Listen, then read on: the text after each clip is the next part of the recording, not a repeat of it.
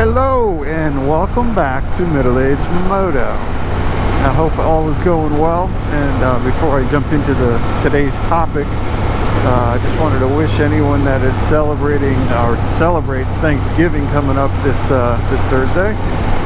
Wish you a happy Thanksgiving, and for those that don't, eat well, and you might as well celebrate it because it's good food. All right. You know, I was thinking the other day, you know, this is my favorite riding time of the year. It's 64 degrees today. It's sunny. It's beautiful. I've got, you know, I'm not hot. I'm not cold. It's just really, really beautiful riding. The holidays mean normally times with family. Unfortunately, this Thanksgiving, I'm not going to be spending time with my parents. I don't want to risk them. We're hoping for a vaccine to come out before Christmas so that we can get together. It'll be a year that I haven't seen them, so it's kind of robbing precious time away, but I'm not going to get into a long dissertation on that. Preaching to the choir, everybody in the world is actually affected by this horrible virus. So there's one thing that I hate about this season, and that's a little bit of sarcasm, but this is when all the manufacturers bring out all their new bikes. And it drives me ballistic because there's a lot of neat changes and a lot of neat things coming out.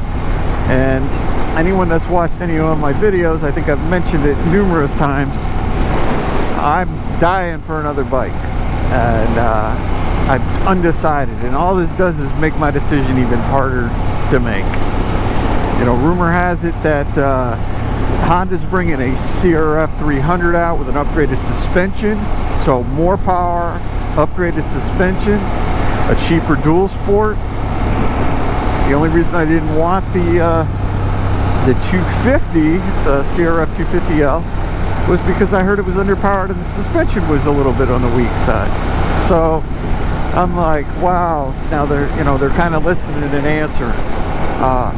Kawasaki, rumor has it they're bringing another KLR out. Unbelievable. That's another bike that would possibly fit into the scenario. Ducati brought a bunch of new bikes out. You know, I haven't wanted a Panigale, but they just brought a Panigale SP out, which is a track-oriented. It's got a dry clutch. It's matte black with some red accents. Absolutely beautiful bike, but it's a track bike that's focused for the street too. Unbelievable. Until I saw the price of, I believe, $42,000, which there is zero justification for that in my eyes. Plus, too old and got too big of a gut to ride that bike anyway, so that's good. I'm glad I don't really feel that I'll fit on it. But this time of the year, every year, all these manufacturers bring out some really, really cool stuff, and we can kind of see which direction a lot of these companies are going in by what they're focusing on, what they're bringing out. Yamaha is getting rid of the their dual sport. I'm drawing a total blank on what their 250 is, but they're discontinuing it. Now that doesn't mean that they're not going to be bringing something else out, but usually when there's a discontinued bike, there's an announcement of something up and coming to keep people stimulated, but there's no word of that yet. One disappointing thing is I saw some renderings because the Ducati Monster was updated in 2017 is when they're all the same. You know, they've done a couple tweaks and stuff like that since, but for the most part the bike has been what I have here from 2017 on. So I saw some renderings where they're getting rid of the trellis frame and they have this obnoxious looking frame, and that was a total disappointment. Now I don't know what the truth is. People are really skeptical that may be just someone trying to render something out, but it kind of looks like a Honda or something of that nature.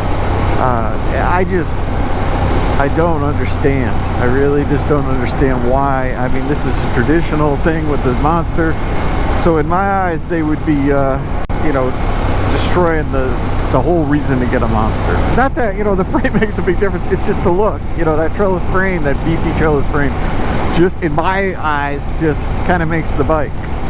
You know, around all that black engine, and you got that beautiful red trellis frame.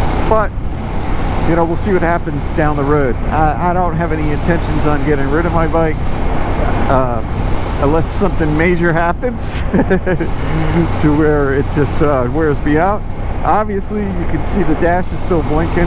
I've decided that I'm going to hold off till after the holidays, after Thanksgiving here in the States, to take it into the shop, and because I don't want it extended out. You know, they're closed Sundays and Mondays, so if I were to take it up there Friday, which the day after Thanksgiving I'm taking off from work, so I was going to take it up Friday and drop it off. The chances are they may get started on it Saturday, but you know, we don't know. And then that leaves Sunday, Monday, and you know, so Tuesdays before they really start working on it. From what I understand, they've got to do several diagnoses, especially on the fuel gauge. They contact Ducati. Ducati tells them certain tests they need to do and send the results from that tests, electrical tests or what have you. And then they basically will send back and say, hey, do this test or try this, this, and this. And then they go ahead and say whether they're going to cover it or not. And that's one thing I don't understand. You know, my dealer told me, and I think I mentioned this in another video, you know, just bring it in. I think we can get Ducati to goodwill it, but it's under warranty and it's a known problem. If you search fuel gauge, in fact, my sales guy at the dealership that I bought the bike at has a Monster. He's got a 1200R 17, and he told me, he goes, I've had zero problems except for my fuel gauge. The fuel gauge is real quirky, and they were able to fix it. So I don't know. I just want to get it taken care of. I have not had any problems with that lag or sputter. I mean, it could have been bad gas for all I know, and I really don't know.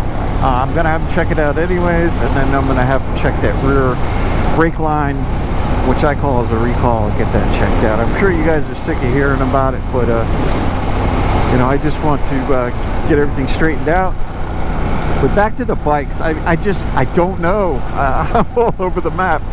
Now, one thing that kind of throws a little glitch in my timeline, which is, you know, you got to take care of the wifey. My wife seems to want to get a new car every 2 years. You know, I drive, you know, I've got a Toyota Tacoma that I just bought. My last car was 9 years old. So I drive my cars, and I plan on keeping this truck for quite some time. My wife seems to want to trade every 2 years, get sick of her car, so we traded my wife into a 2021 version of hers, which was totally redone in the whole 9 yards. So that's, you know, that's a purchase that we just made, and so I'm kind of, you know, probably looking at spring now before I make a decision on the next bike. And in this bike, I'm really swaying toward being more budget conscious and just getting something that's, you know, something cheaper. I want something that is not going to break the bank, and maybe I can just pay cash for it instead of financing it. And you know, if the wife will let us part with some of that money, but you know, something cheaper. And you know, I'm even thinking about finding something pre-owned once I decide. There's a lot of really good deals. There's people that buy stuff and get rid of it, and find something pre-owned maybe. But I'm still very undecided in which direction I'm going to go in. But it's all good. It's not a major rush. As long as they get this straightened out, it still runs, and I can ride on the weekends and ride during the week a little bit. You know, I thought I'd be riding more during the week now that I've worked from my home office since COVID hit, and there's no sign in the near future of changing and going back out on the road, which I've gotten adjusted to it, and I'm okay with that. But yeah, I think I would be able to ride during the week or find the time, but I just don't. Life is still very busy, so I'm not going to make a long video of this. I just wanted to give you guys a shout out and say hello. with that, I'm going to go ahead and enjoy the rest of my ride and shift down a gear maybe here, so I'm not bogging going up this hill. You guys probably can't see the hill. Yeah, I apologize on the last video. I said that I was going to maybe show you a burst. I do have some footage of some guy that I don't know that was in Mexico. So he wasn't even in the country, and he was on a road very similar to the one that I was on. So I may throw that up there too. Another teaser. So I don't mean to disappoint you, but I may throw that up. But that's you know, that's a guy in Mexico on a Monster. It's almost identical bike. Well, actually, it is an identical bike. I think it's the same year and everything as this. He might even have a broken gas gauge, but I'm not sure. You know, it's common, so it could be. But I'll see if I get the guts this time. I can't keep leading you guys along and talking about it, and you know, and not posting up some of these footage, whether it's me or this guy that I know that was in Mexico. With that said, have a wonderful holiday, and I will talk to you guys next week. I may try to bust 2 videos out today. That way, if I don't get out because of weather next week, I've got a video for the following week, because I'll be riding for several hours today. Haven't decided yet, but with that, have a wonderful one. And oh, welcome to my new subscribers. I'm up to 16 now, so welcome aboard. I'm glad that you decided to take this journey. I hope the channel gives you some entertainment, maybe some knowledge when I decided to drop some, which I haven't really done in a while. You know, you've watched through my videos and still subscribe, so a lot of it is just me kind of reaching out and talking to you guys like you're my boys. Well, you are my boys, and as if we were out riding. So I've said twice that I'm going to cut it short, and I'm still rambling along. It's the Italian-Irish mix keeps me going. So with that said, if you see something in my video selections that you like, join up for the journey, and like and subscribe, and give me some comments. I love the comments. I don't always respond back. I'm going to try to get better on that, but I do read every single one, and I'm going to give you, you know, either a thumbs up or the little heart thing and say thank you. But yeah, definitely welcome. So we'll talk to you real soon. Have a wonderful week.